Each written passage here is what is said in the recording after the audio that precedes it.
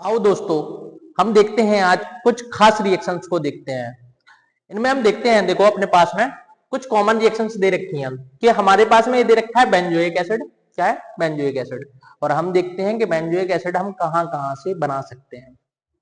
देखो यहाँ पे क्या है, हमारे पास में कुछ है यहाँ पे एसिड डेरिवेटिव, जैसे एस्टर एक एसिड डेरिवेटिव है अपने पास में।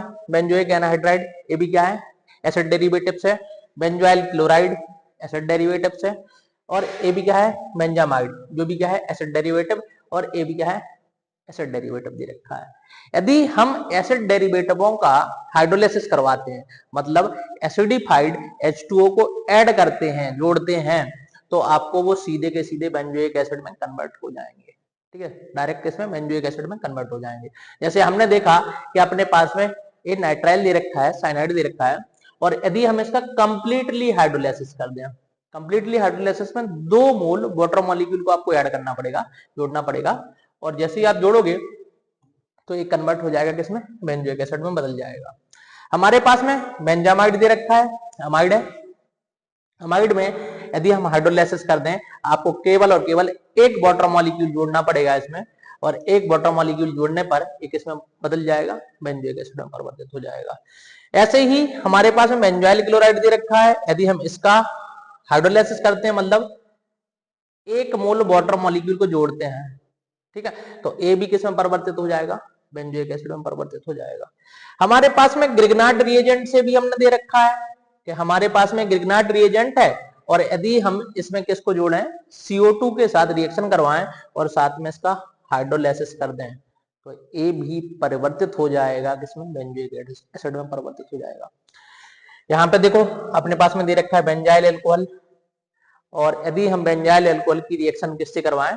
एल्कलाइन KMnO4 से करवाएं, जो कि एक हमारा एक स्ट्रॉन्ग ऑक्सीडाइजिंग एजेंट है, प्रबल ऑक्सीकारक है।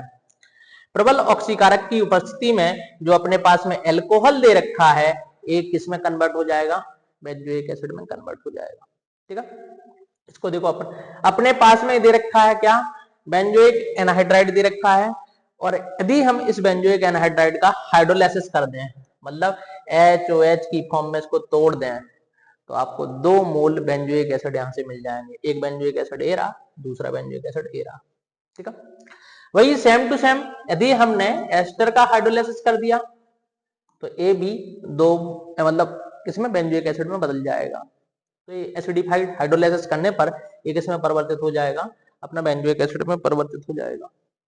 इसके बाद देखो अपने पास में एल्काइल बेंजीन दे रखे हैं। यदि हमने देखा यहाँ पे जैसे टोल्यून दे रखा है, और टोल्यून का इस CH3 को यदि हमें किसमें? कार्बोक्सिलिक एसिड में परिवर्तित करना है, कन्वर्ट करना है, तो हम इसकी रिएक्शन किससे?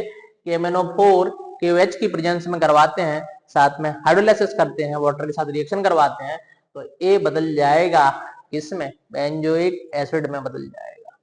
ऐसे ही सेम टू सेम ए भी क्या है? एल्काइल बेंजीन दे रखा है, और एल्काइल बेंजीन में हम यहाँ पे KMnO4 KOH के साथ रिएक्शन करवाएं, साथ में हाइड्रोलाइसिस कर देंगे, तो ये बेंजोइक अम्ल में परिवर्तित हो जाएगा, बेंजोइक एसिड में परिवर्तित हो जाएगा। लेकिन ध्यान रखना कि यदि हमारे पास में यहाँ पे 3 डिग्री एल्काइल चेन दे रखी है, मतलब 3 डिग्री का मतलब क्या है? ये है आपको कुछ इस तरीके की एल्काइल चेन दे रखी है बेंजीन के ऊपर, ये वाली।